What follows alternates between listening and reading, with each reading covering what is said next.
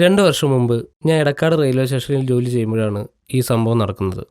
അന്ന് ഞാൻ രാത്രി ജോലി കഴിഞ്ഞ് വീട്ടിലേക്ക് വരികയായിരുന്നു.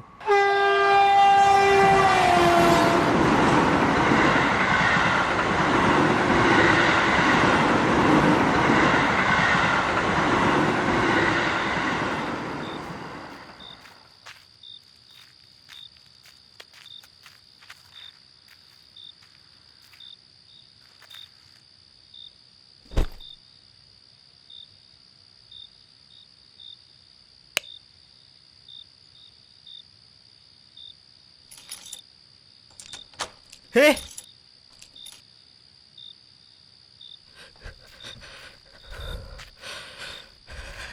ഏട്ടാ, ഹർഷനായിട്ട് ഒരു ഹെൽപ്പ് ചെയ്യോ? ഹെൽപ്പോ? എന്ത് ഹെൽപ്പ്? ഏട്ടാ, ഇവിടെ അപ്പത്തുള്ള ട്രാക്കിൽ വെച്ച് ഞങ്ങളുടെ ഒരു സാധനം അവിടെ മിസ്സായിപ്പോയി. ഒന്നുകൂടെ വരുമോ? ലൈറ്റ് ഇല്ലാത്തതുകൊണ്ട് ഒന്ന് നോക്കാൻ പോലും പറ്റണില്ല. പ്ലീസ് ഏട്ടാ. എന്ത് സാധനം? ഏട്ടാ, ഒന്ന് കൂടെ വന്നാൽ മതി ഏട്ടാ. ഒന്ന് സഹായിക്കേട്ടാ. ഒരു പ്രശ്നം ഉണ്ടാവില്ല ഏട്ടാ. ഒന്ന് സഹായിക്കേട്ടാ. ഒന്ന് അവിടെ വരെ വരുമോ? നീ ഒന്ന് അടങ്ങി. മൂപ്പര് ലൈറ്റായിട്ട് വന്നാൽ എന്തെങ്കിലും നടക്കുകയുള്ളൂ. അല്ലാതെ അവിടെ പോയിട്ട് ഒരു കാര്യമില്ല. പറയുന്നതൊന്ന് മനസ്സിലാക്ക്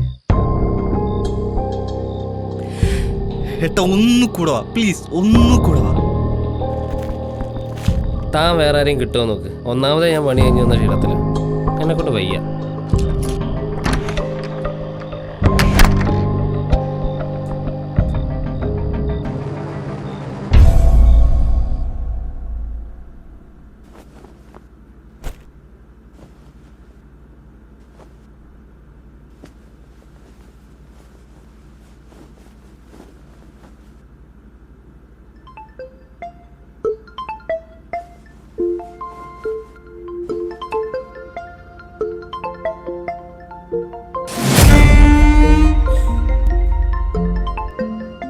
ഡോ, ആരോട് വെച്ചിട്ടോ അകത്തേറിയേ?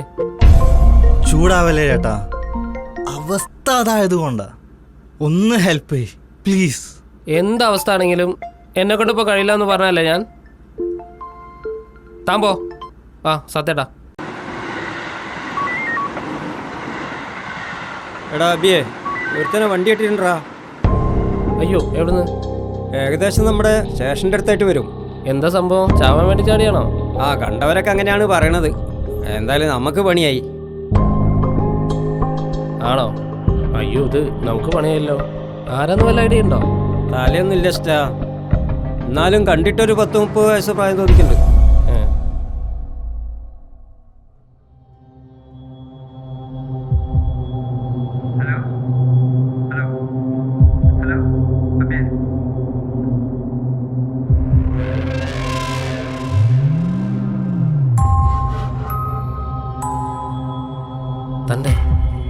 തൻ്റെ എന്താ മിസ്സായത്?